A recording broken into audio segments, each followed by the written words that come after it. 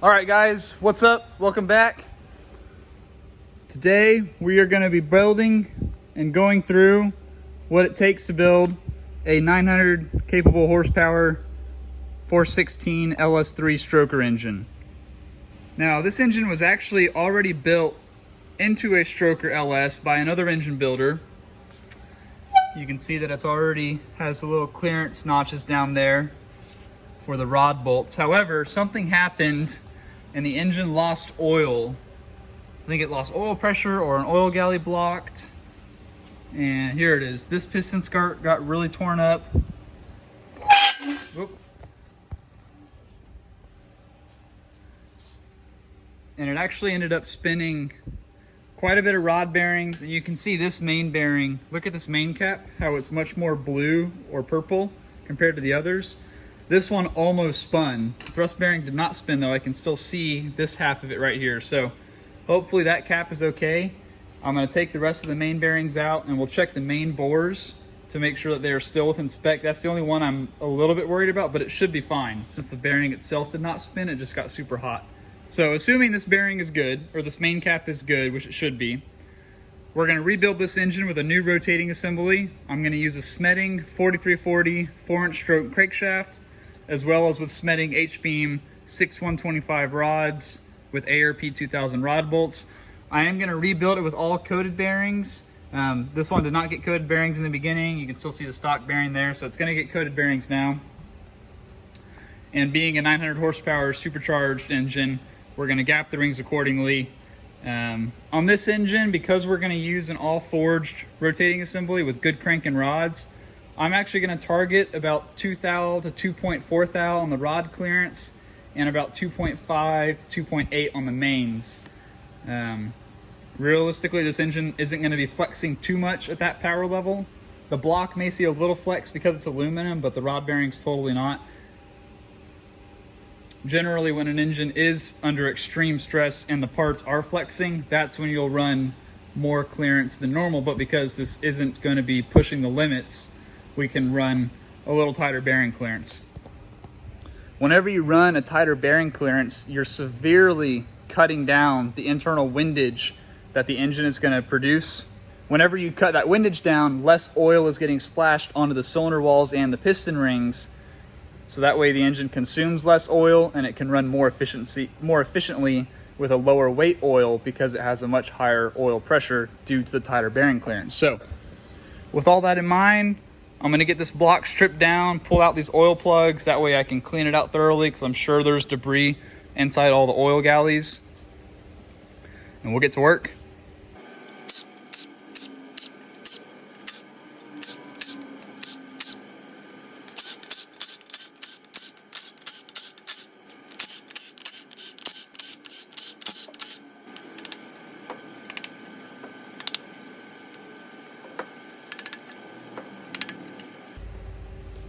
Here's that thrust bearing, number 3. And now you can really see the heat discoloration that the main cap experienced due to all those bearings getting really hot. Luckily, this bearing did not spin, so it should be totally good to go back on. Like I said, I'm gonna reinstall all 5 main caps, torque them to spec, and we'll check the housing bore diameter with no bearing to make sure that it is still a perfect circle and within spec. Then we'll put our main bearings in and check the main bearing clearance to the crankshaft.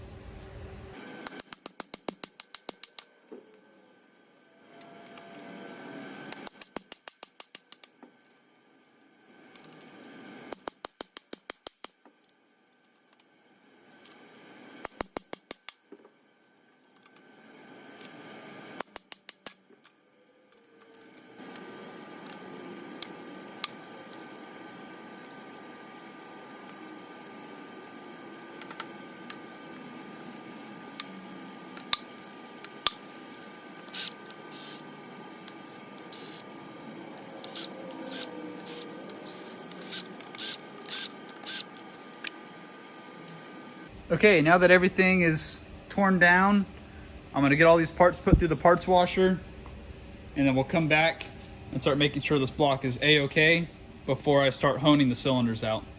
While the engine parts are getting cleaned in the jet wash, I have the connecting rods here, and these are those Smeding H-beam rods. They're 4340 forge.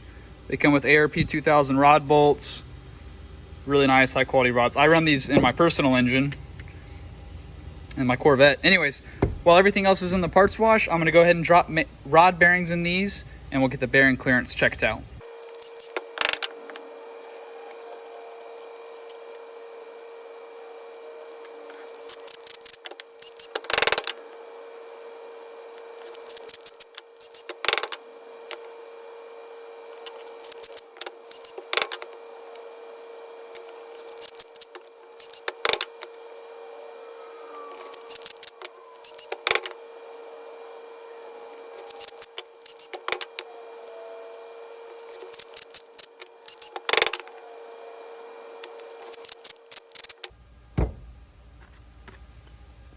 Now I realize that probably made everybody on the internet cringe that I was using an impact, but after building 1,000 of these engines, it's fine.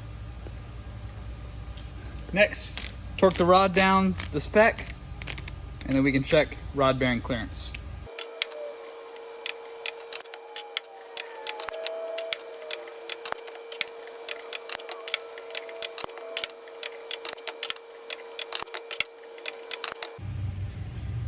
This is a dial bore gauge. First, I use this caliper, and you're gonna set this caliper to the exact diameter of the journal you want to measure. In this case, rod journal on an LS crankshaft. Then, I'll use the dial bore gauge, put it inside of the caliper, and I'll zero it on that diameter. That way, when I put it in my rod bearing, I can see the difference between the rod bearing and the journal of the crankshaft. And that is how you check bearing clearance. So these bearings I had on the shelf were a set of 1 under standard bearings. And I'm seeing that I have about 1 thou to 1.5 thou clearance. So I'm a little tight. What I'm gonna do is order a set of standard bearings and I'll cut it in half. I'll run a 1 under and a standard, and that'll give me a 1/2 thou more clearance. We'll check it again there and then go further. Okay, our block is out of the wash, nice and clean. I'm gonna pop the main bearing caps on by themselves, check these check the bores, make sure they're within spec, and then while everything's torqued up, we'll jump into the cylinder hone.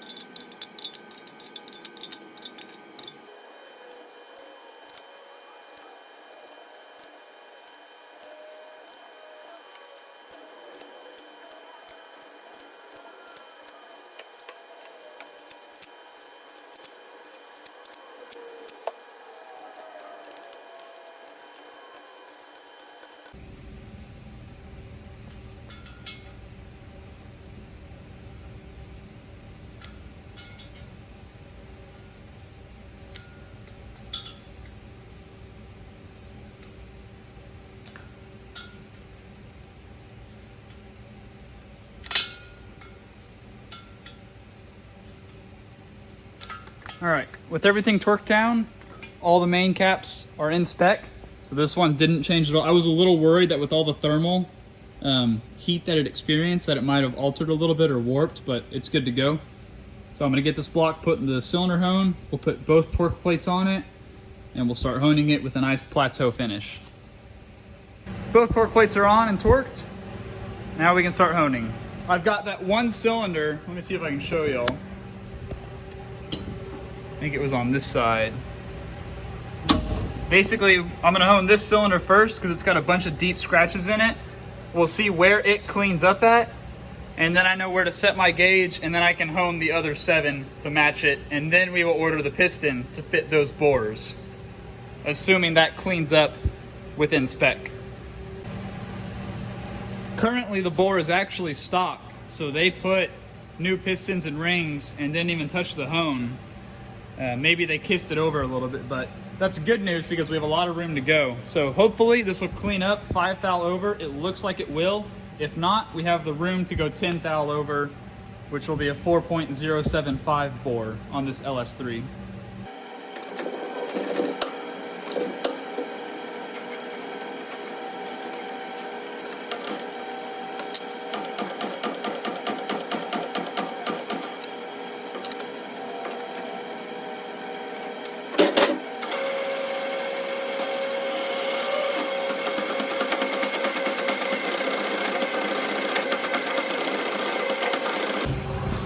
So the cylinder that was in question that I was a little nervous would not clean up, actually cleaned up only 3 thousandths over. So it's finishing up that hole right now. I'm gonna take it 5 over and I'll do all the rest to match. I'm gonna do this hone with the diamond stones and then I'll switch to the Plateau brushes to give it a really slick surface finish, really help the ring seal, and we'll get it knocked out.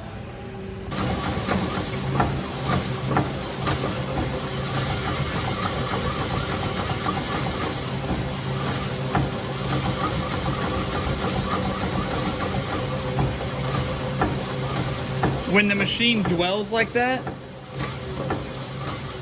it's sensing that the bore is tight at the bottom, so it's staying at the bottom, honing more material, and then completing its stroke. So it's straightening the bore on its own, and it's accurate within 1/10 of a thousandth.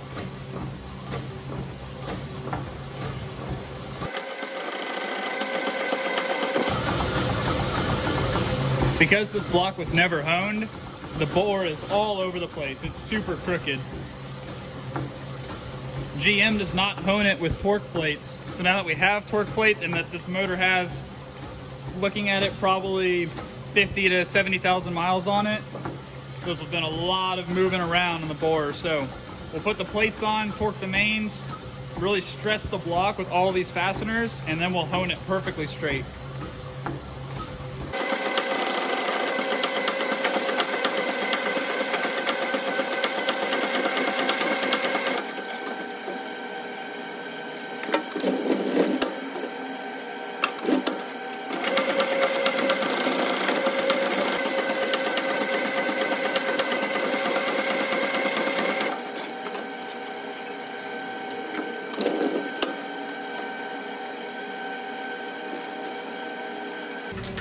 All right, this is a diamond cutter honing stone.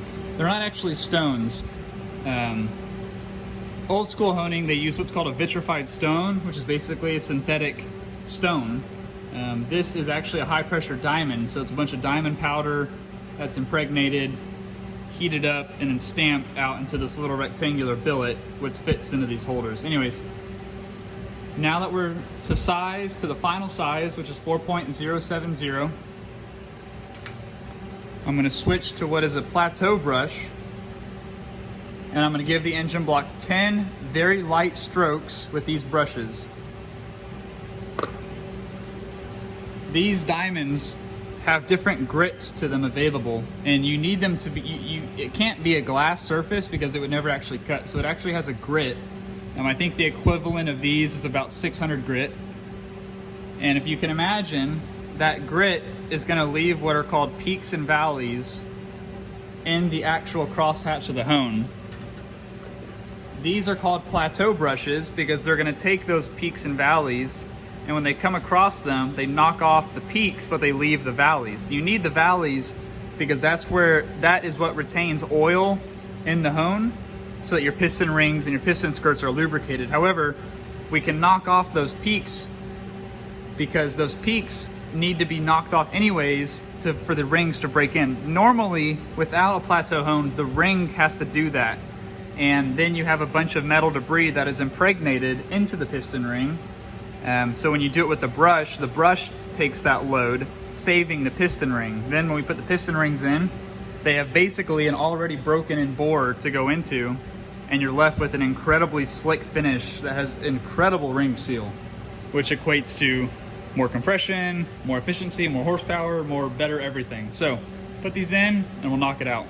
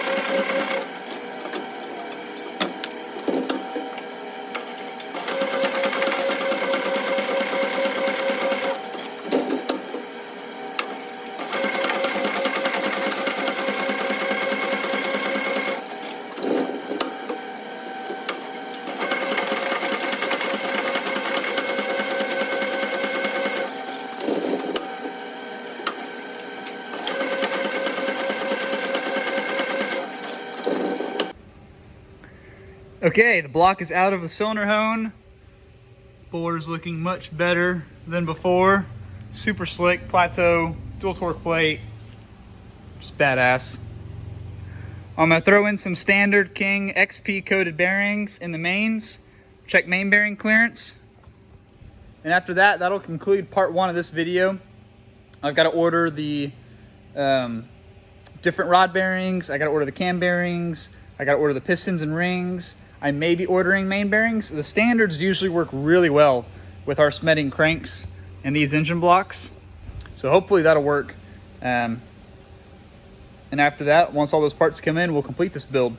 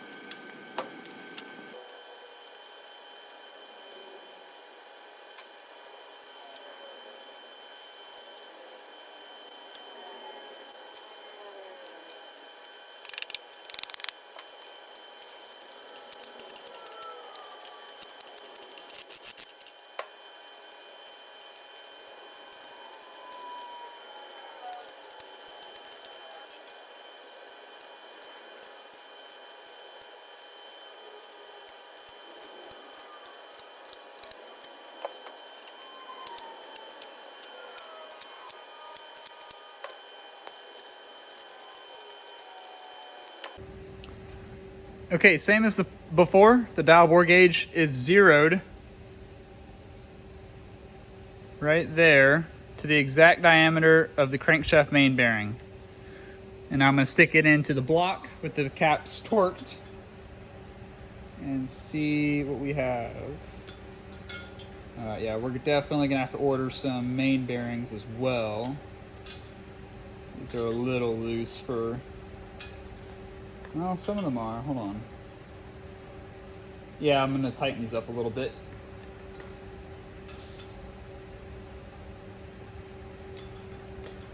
Alrighty, that concludes part 1 of this build.